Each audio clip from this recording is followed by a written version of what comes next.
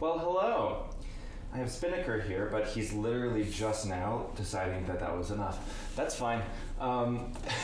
It's currently 10 degrees outside, and I do not feel like going out more than I have to. So I have my kitties on rotation, and I have a cup of tea, and I'm going to sit here and look at Sibelius' Second Symphony. Partly because I just conducted it this past week with St. Louis Symphony Orchestra, so it's fresh in my mind.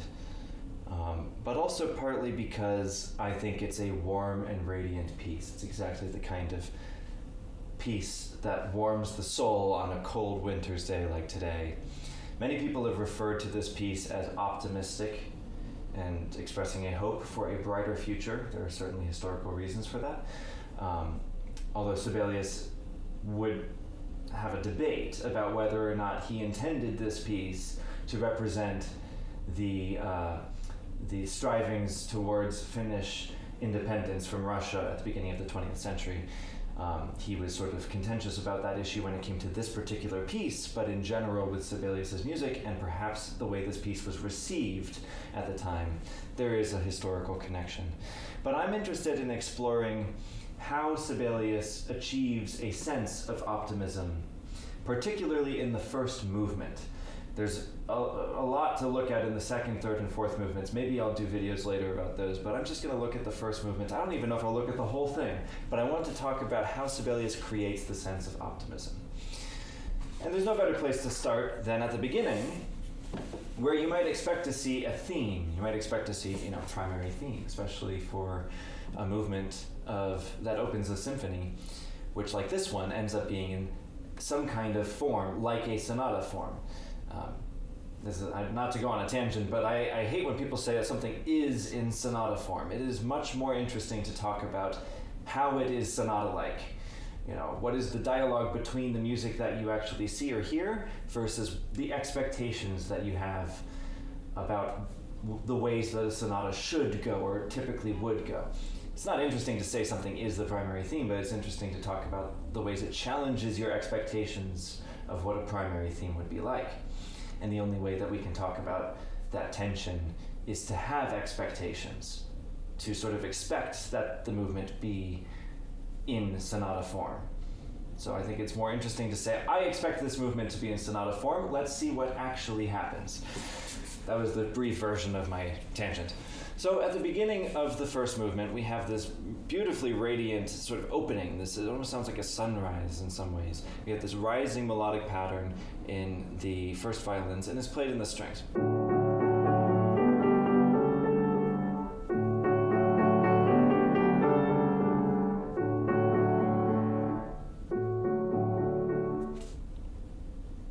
It's not quite a theme. It stops as soon as it gets started. We'd love to hear that continue.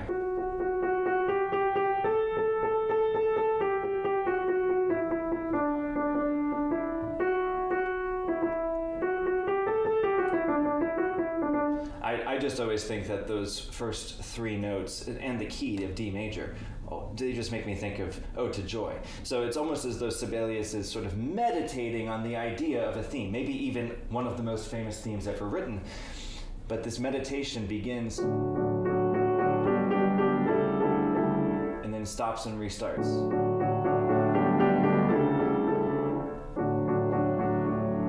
By the way, in that, I really love the viola part. The viola part follows the first violin part, but then it stays on the G and creates the seventh of the chord against a tonic pedal.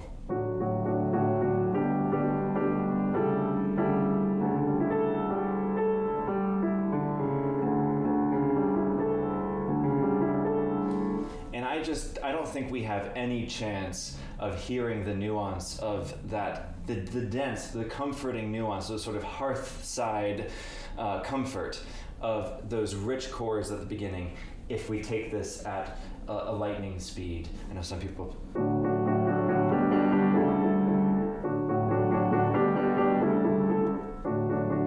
I just think it's a bit too abrupt to play quite at that speed. For me, I think 69, 72 beats per minute is enough.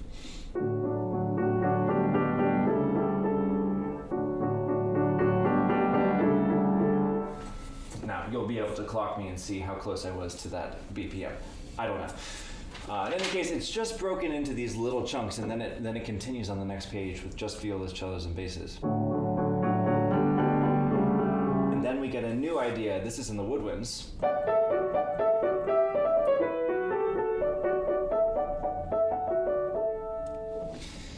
Now, I find this ironic. I mean, just to finish my thought, and then we go to the horns.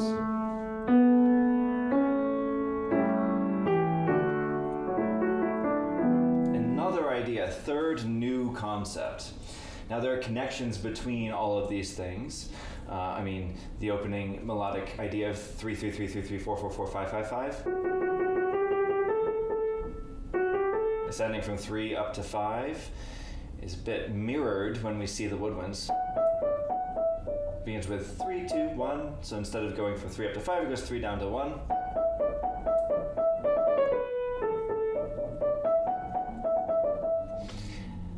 And the horns here.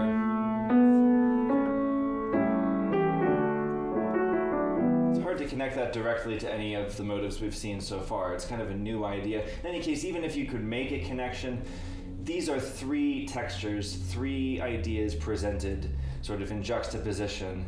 And there are going to be more like later on in the exposition. And then all of these little things later at measure 33. So for me, the irony is that we begin with this somewhat folksy feeling, somewhat comforting hearthside, fireside, warm, radiant opening.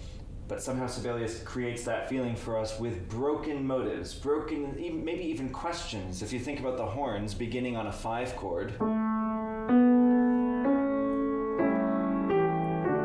to a 1 chord, then to a 2 chord. Beginning on the dominant and not going to the tonic as the dominant is wont to do, but instead opening up further, opening the question further to the 2 chord, to a predominant chord, going sort of the wrong way from closing the theme. And then the woodwinds come in on that 2 chord,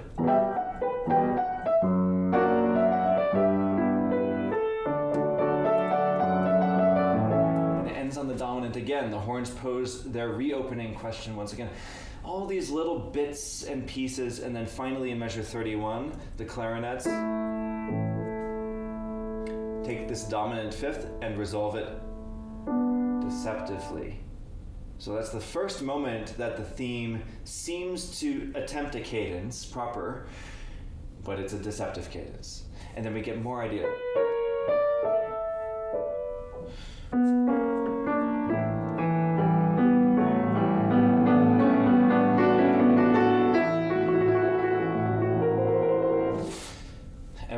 To the next moment in a moment. I just wanted to say that there's an irony to me that we're comforted hearing all these little broken up bits. If a composer under normal circumstances gave you the beginning of a symphony with a little idea, and then a tiny little idea, and then a different idea, and then an idea that moves farther away from closing, might be anxiety inducing, but somehow this is quite soothing. I have an image in my mind that helps me to feel why that is, and it's the image that if you were strolling across a meadow on a bright and beautiful day and hearing little bits of bird calls and wind rustling through the leaves, maybe seeing something that takes your mind somewhere else, like suddenly you crest a hill and you see the vastness of the landscape in front of you.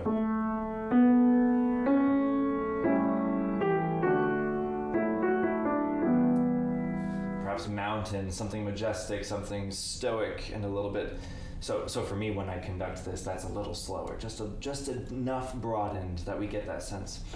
But if you were to have all of these different inputs that took your attention away in different directions, if you were to sing while you were walking, or if you were to whistle, you probably wouldn't just whistle one long theme. You would probably have your breath taken away every time you see something new. Or if you heard a bird sing in your ear, you would start singing that. Or, in other words, for me, this exposition's brokenness isn't a problem or anxiety-inducing as much as it is actually inspiring and meandering and sort of present and prepared to take in the world.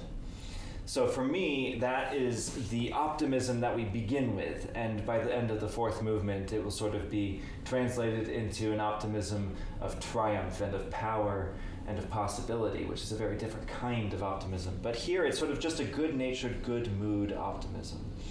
There's some poignance. Is poignance a word? Poignancy. There are poignant moments. Measure 30, as I said, and into 31. Clarinets resolve deceptively, followed by these weird chromaticisms in second flute. It's not really harmonized. We don't know, our ear doesn't know what to make of it.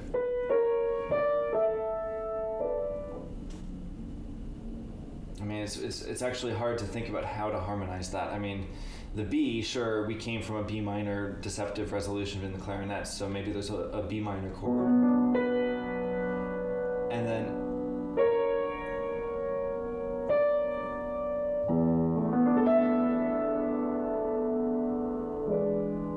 I'm trying to think of a creative way to harmonize it, but it's very strange with the second flute.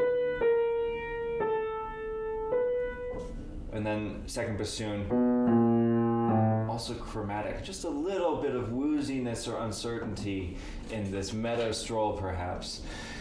Then at measure 41, we get one of the most fascinating parts of the exposition.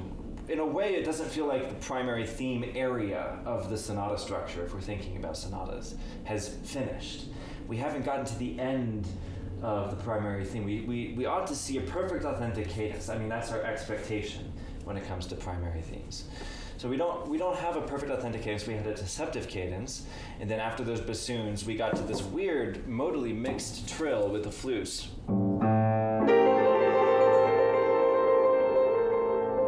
I measure 39 and 40, and then from that dominant comes what really seems like the first attempt at a theme, but it's unaccompanied. This violin idea in measure 41.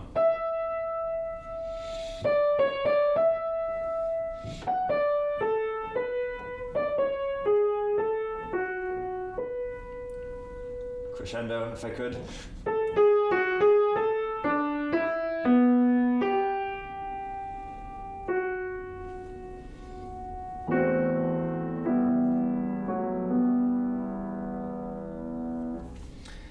Okay, now what we see is going to be a new idea, that one I mentioned before of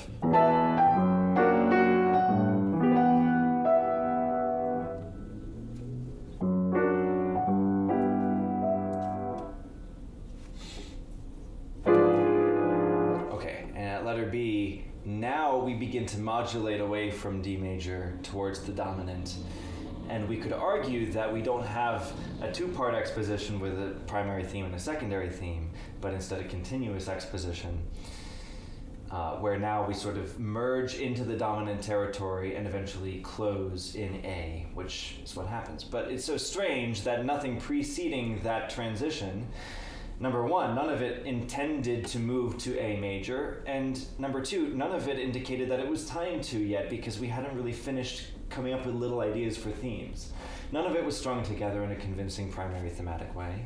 So I think it's very important when we're performing this to think about how can we pronounce the feeling of separation between each of these ideas. Completely different character, different mood, different inspiration, but all the while without an underlying anxiety driving that sort of difference and pivot, but instead just good-natured taking in the world around us. But that theme eventually in the recapitulation is harmonized with the big brass chorale. I found it, it's after letter N, 5 measures after letter N. And you see how Sibelius ultimately harmonizes this theme when it recurs in the recapitulation. I have to remember that trumpets are an F. Okay.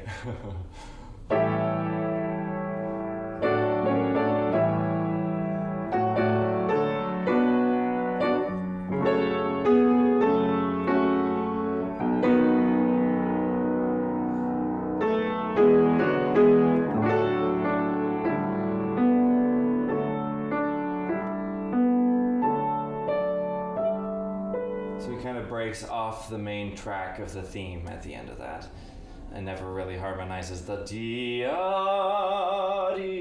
from the exposition.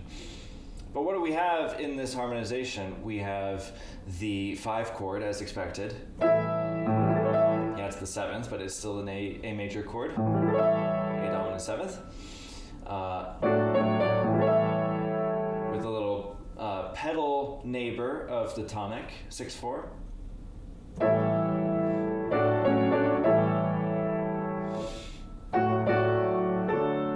He does go to a 1 chord, but he delays the bass resolution from A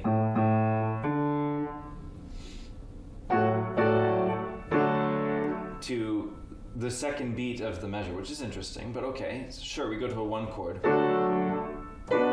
Now, I thought maybe that would be a 4 chord, but okay, it's a 6 chord, equally fine. And now here, I had this weird theory of, but instead, he goes directly to the F sharp minor chord.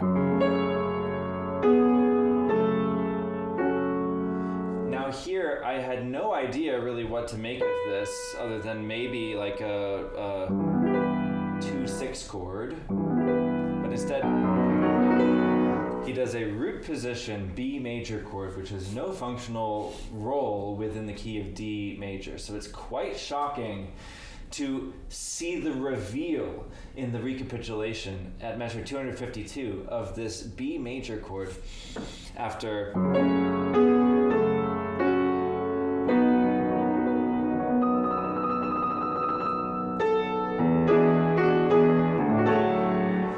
if you were to try to use B major functionally,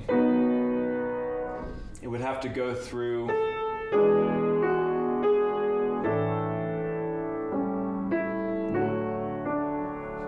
lots of 5s of 5s of 5s of 1 in order to get back to 1. So he begins that journey by resolving it to it's the chord of 5th away as if it's 5, which is E major, but instead of then going to an A dominant chord from the E chord, he goes directly to the D major chord. And you get this very strange chord progression if we just reduce it down to E major, going to D major, with a little contrary voice leading on the outer voices. So a couple of magic tricks that Sibelius ends up conjuring for us in the recapitulation when he reveals the secret harmonization of what in the exposition was just an unaccompanied theme. I quite love sort of challenging myself when I conduct this piece and even when I listen to it. Challenging myself to not hear that harmonization at measure 41, but to just think about what kind of storytelling is involved in this theme appearing all by itself.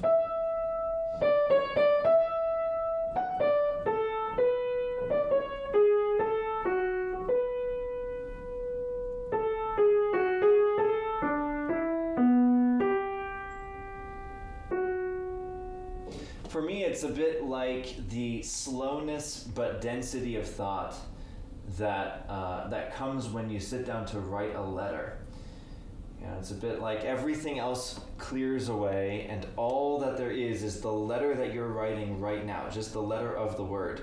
E, R, S, whatever. I'm just thinking, the act of writing and spelling something out. And it's a bit like an unaccompanied or unharmonized melody. I need to do more research into this question, but I know that Sibelius had a very meaningful relationship with his daughters and with his grandchildren. By the beginning of the 20th century, he already had at least 2 daughters. I'm trying to remember exactly how many he had at the time of writing the symphony, but in any case, eventually, his grandkids as well would be a very important part of his life. And I just have this mental image that has no justification of him writing a letter to one of his daughters when they're really little, maybe old enough to read and understand a letter, but still quite little, and he has something very personal to say, but he has a sort of a parental way of saying it. There's a bit of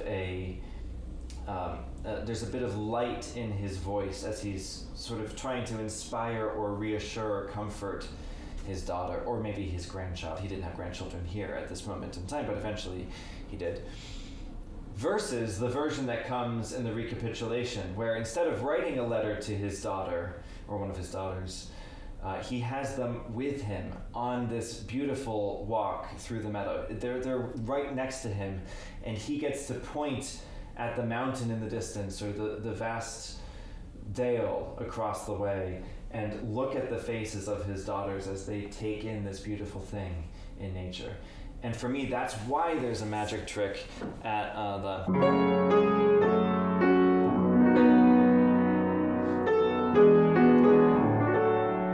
because there's a new element, there's a new emotional element. So in a way it's a reveal, but also in a way it's truly a new experience. So that's just my own personal read. And there's so much more to talk about, but I think that's plenty for one video. Perhaps then this is a video focusing on the exploration of the thematic content of the first movement, at least things that purport to be primary theme, like in the first movement of Sibelius 2. It's such a fascinating piece. I really enjoyed conducting it this past week with St. Louis Symphony Orchestra. I'll be conducting the first symphony later this season as well. I've conducted the third symphony before, and I just can't wait to conduct all 7 because they each have their own world of poetry. None of them is a replication of the others. They're each, I think, truly unique utterances. So these are some of my cold winter's day meditations for today. Thank you very much for watching. Please like the video and leave a comment if you have any ideas for future content. I'm really always interested in hearing your ideas. I'm a conductor who loves to sit at the piano and look at scores. So if there's something that you would find useful or interesting as well, I'm more than happy to see if I can make a video out of it. And as always, subscribe if you'd like to see more of this content, and tell a friend that this channel exists. I haven't really told anybody that this channel exists yet, but eventually I will. If you'd like to be part of the cool club of people who helped me get it going, it would be greatly appreciated. And I will see you in the next video. Thank you.